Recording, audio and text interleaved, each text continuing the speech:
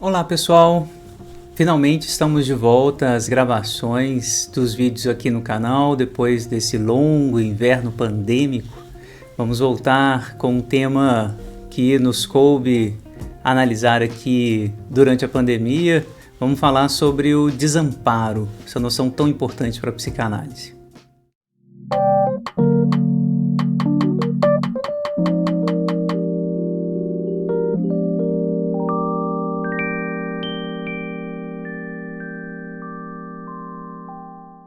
Durante a pandemia, ficou evidente uma das vertentes do desamparo, dessa vertente mais biológica, que o Freud vai situar ali no corpinho do bebê. O corpinho do bebê, quando ele nasce, durante os primeiros momentos de vida, o Freud vai denominar esse estado de Hilflosigkeit, helplessness em inglês. A tradução do Laplanche é désaide, a desajuda.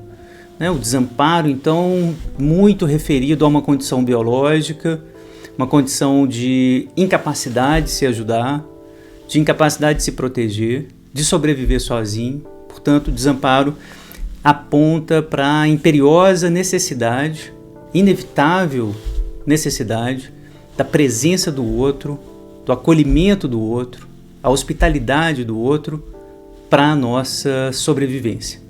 Sobrevivência biológica, a princípio, O Freud, em vários textos, vai apontar nessa direção, mal-estar na civilização.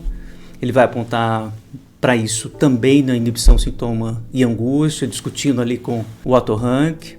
Vai apontar para esse conceito em vários momentos da obra dele, sempre apontando para um caráter biológico.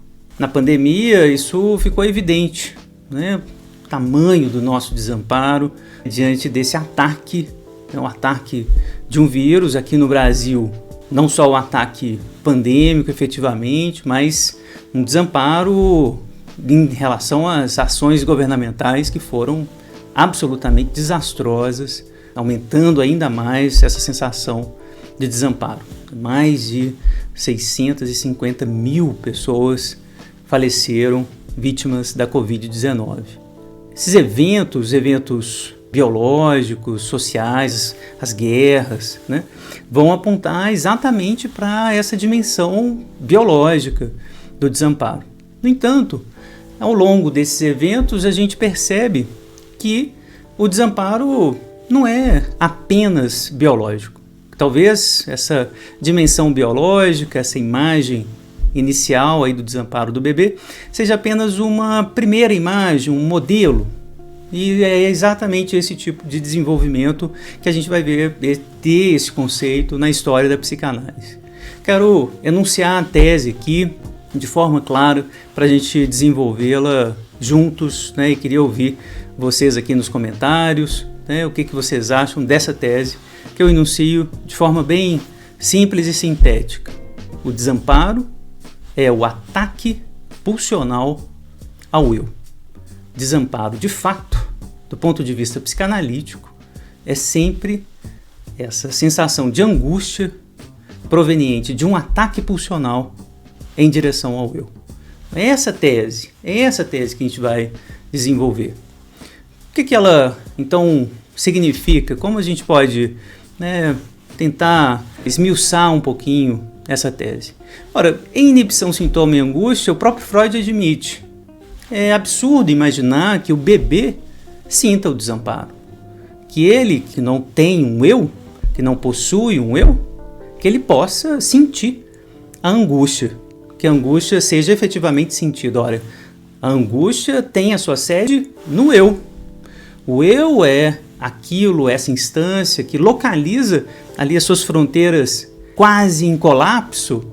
E essa sensação de quase colapso, de quase despedaçamento, de desintegração, que a gente vai denominar angústia. Ora, para que isso seja sentido, é preciso haver um eu. Sem a existência do eu, não há angústia. Portanto, o Freud, já em inibição, sintoma e angústia, vejam bem, discutindo ali com o Otto Rank, tentando resolver o problema que o trauma do nascimento do Otto Rank trouxe para ele. Ele vai dizer, bom, essa tese do Rank é boa, O nascimento é traumático mesmo, essa separação da mãe, essa excitação toda do bebê. Mas como é que o bebê sente essa excitação? Como é que ele é traumatizado se não há eu? Ora, o tecido traumatizado é sempre o tecido do eu. Portanto, não faz sentido apontar para o desamparo, para a angústia, para o trauma, ali onde não há um tecido egóico. O tecido narcísico não se constituiu, não está dado. Essa é a imagem, portanto, que o Freud começa a desmontar em alguns textos dele. Então, lá, alguns textos apontando claramente o desamparo do bebezinho, o desamparo do homem diante do universo. Um universo imenso, eterno, infinito, e que a gente não sabe para onde vai, de onde veio. O desamparo é isso? O desamparo, então, é a nossa condição metafísica diante da morte, diante do universo, diante da falência do nosso corpo? Freud várias vezes vai apontar para essa direção, mas em outros textos, como esse que eu estou apontando, ele vai dizer, mas a gente não tem instinto. O instinto de sobrevivência, por exemplo, que marcaria um lugar biológico do desamparo, parece não existir. A gente segue em direção à Lua, em naves espaciais, em submarinos, em mundos inalcançáveis de outra forma. A gente segue, a gente vai adiante.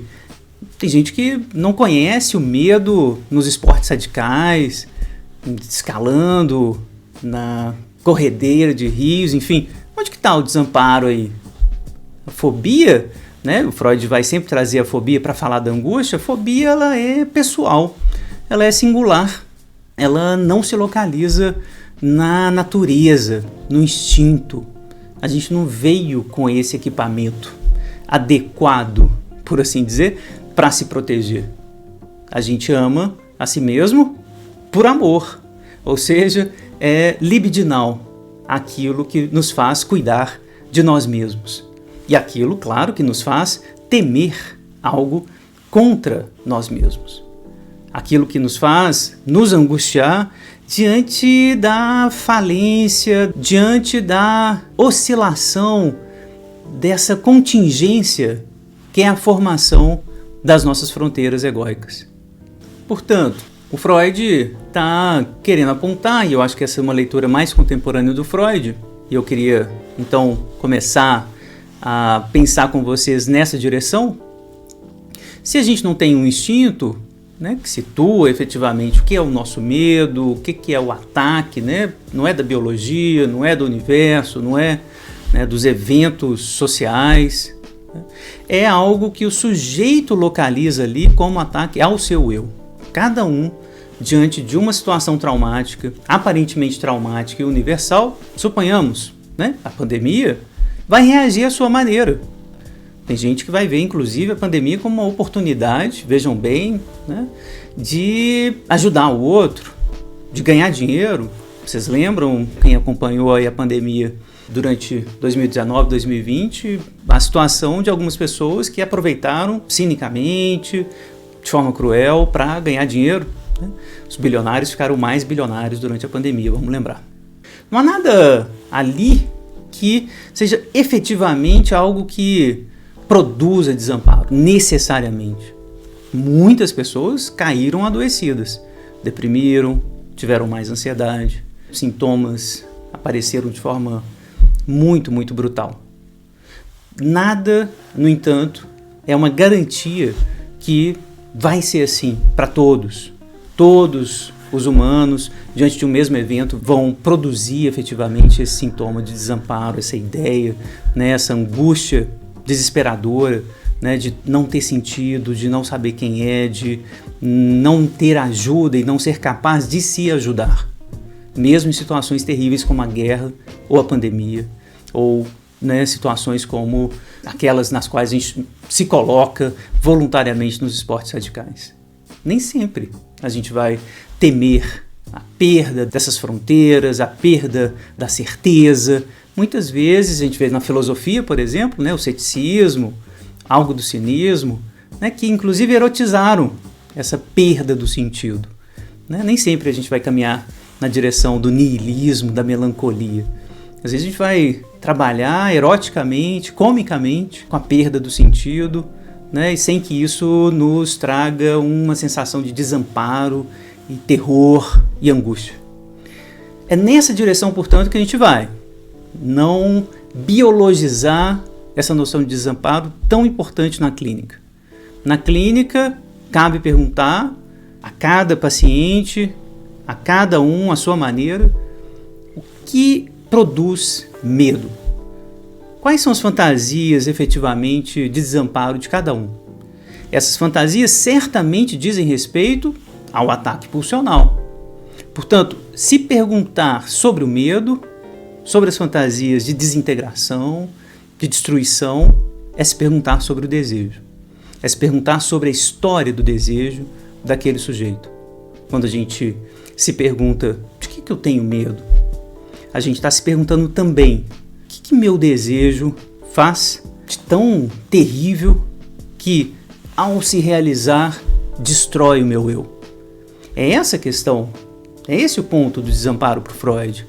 O desejo, quando se realiza, o desejo inconsciente, provoca um ataque violento ao eu, e é esse ataque fundamental, que produz efetivamente isso que é da ordem do desamparo. Ora, defesa do sujeito. Para que eu não sinta esse ataque a partir de dentro, eu localizo esse ataque fora. Projeção desse ataque que vem agora de fora. E eu posso me proteger dele. Não estou desamparado diante do meu desejo, não. O que me desampara é o vírus. É o medo do ladrão. É o sem sentido do mundo. É o não sentido do universo. É isso que me desampara, não é meu desejo. Não, essa é uma projeção, uma saída defensiva que salva o sujeito. Muitas vezes vai salvar o sujeito. Portanto, na clínica, não retirar essas balizas que organizam o sujeito de forma muito rápida, de forma muito violenta. A operação analítica aí, ela é cuidadosa, lenta, muito precavida, para evitar exatamente essa desintegração que o sujeito está evitando com essa operação defensiva. Meu medo é de Deus não existir, Deus não me amar, minha mãe não me amar, o outro não me amar, e daí por diante. Qualquer coisa, né? O desamparo, ele vai se apresentar diante de qualquer coisa. O objeto fóbico é objeto contingencial, tão contingencial quanto o objeto de desejo. Esse é o ponto do Freud. Portanto, vamos afastar a psicanálise desse desamparo biológico. Esse desamparo biológico, na verdade, funciona como um certo motor sedutor para os pais que olham o bebê e de fato se identificam ali com o bebê, o máximo da passividade, o máximo da desajuda. Mas essa imagem é a imagem que a mãe tem olhando para o seu bebê, o pai tem olhando para o seu bebê, o adulto que cuida de seu bebê endereça a esse bebê essa mensagem. Mensagem absolutamente necessária para o acolhimento e hospitalidade desse bebê, eu insisto. É importantíssimo que o adulto reconheça algo do desamparo, um desamparo brutal, de uma passividade terrível, sem ajuda possível, que o adulto reconheça essa passividade no seu bebê. É a partir daí que ele endereça alguma coisa da ordem da hospitalidade. Leiam os textos de Sandor Ferenczi, são muito importantes esses textos. O bebê sábio, a adaptação da família à criança, a criança mal acolhida e a sua pulsão de morte, e confusão de línguas. São 4 textos que vocês devem ler em conjunto, para entender que ali no pensamento de Sandor Ferenczi já tinha percepção bastante clara de que o desamparo é algo que o adulto tem que ver, tem que dar sentido ao desamparo. É o adulto que produz o sentido do desamparo. É ele que acolhe o bebê na sua fantasia de que esse bebê é desamparado. Passivo, completamente passivo. Portanto, é essa passividade produzida nessa cena de sentido, nessa cena libidinal, que retorna um tempo depois a todos nós como o desamparo que a gente viveu de fato, sem ter estado lá. Lógica do a posteriori, temporalidade do a posteriori, uma passividade que, insisto, com Freud, inibição, sintoma e angústia, passividade que nós não experimentamos como um eu, mas experienciamos como um corpo, como alguém que estava começando a se constituir, como algo que começava a se constituir enquanto subjetividade.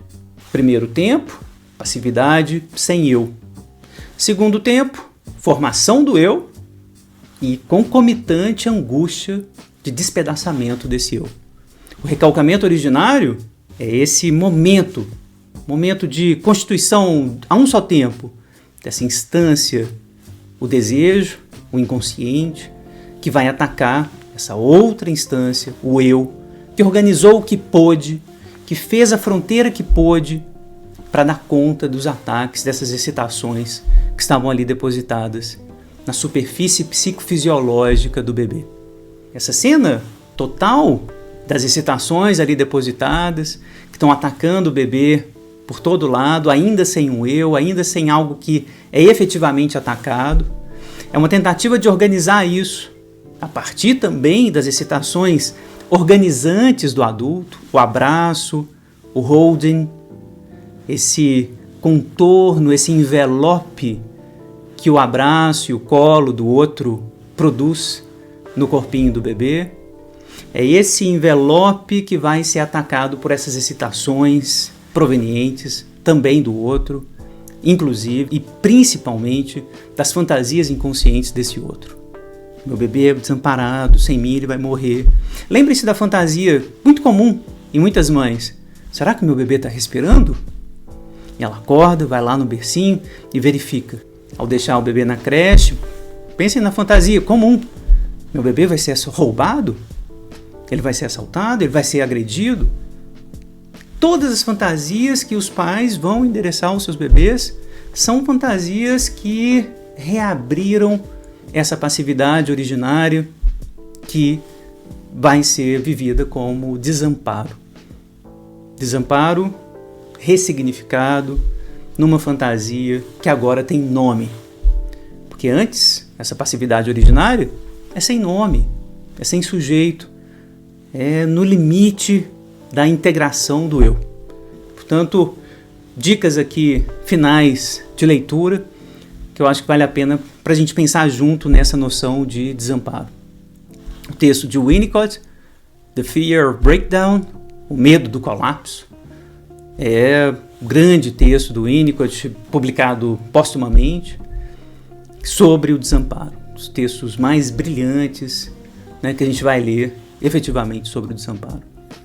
O Winnicott está pensando, né, que a gente está ali sem um eu constituído no início, absolutamente desintegrado, que começa a se integrar então, graças a esse abraço da mãe, ao holding, e vai passar por um momento de desintegração, né? Desintegração, reintegração, porque essas fronteiras narcísicas não se formam rápido demais. O processo é lento, ele é gradual, ele vai e vem, o bebê vai reconhecendo essas fronteiras aos poucos. E essas excitações estão lá o tempo todo, atacando essas fronteiras. O Winnicott é brilhante quando distingue a desintegração da não integração. A não integração é um estado tranquilo, gozoso, muito prazeroso, de estar misturado ainda com o outro de maneira tranquila, de não ter fronteira, de perder a fronteira por um momento. Essa não integração é completamente distinta da desintegração. Sensação de cair para sempre, se espatifar. Humpty Dumpty, o complexo de Humpty Dumpty, como o Winnicott vai brincar. Isso é o desamparo. As agonias impensáveis. Isso é o desamparo. Não um medo biológico, não um medo diante do universo. O desamparo é uma agonia impensável, que tem que ser pensada por alguém. Tem que ter alguém para sentir, tem que ter alguém para organizar. Até mesmo essa agonia impensável. O desamparo ele diz respeito ao eu, a uma instância que está se formando. Não é então uma um conceito biológico, como muitas vezes a gente vai ver no próprio texto do Freud. Não é um conceito filosófico, como a gente vai poder derivar esse conceito numa filosofia existencialista. Não é diante do mundo, do ser aí, que o sujeito se angustia. É sempre diante do seu desejo. E diante do seu desejo, cada um vai ter que compor uma resposta singular. Era isso. Eu espero que essa volta e as gravações agora aqui num esquema mais pessoal, estou gravando, o Arthur vai editar lá em São Paulo, o online chegou, também trazido pelo Pandêmico, né, aqui para o canal. Vamos ver se esse esquema vai funcionar. Quero que vocês deixem aqui os seus comentários também sobre essa estrutura nova aqui do canal.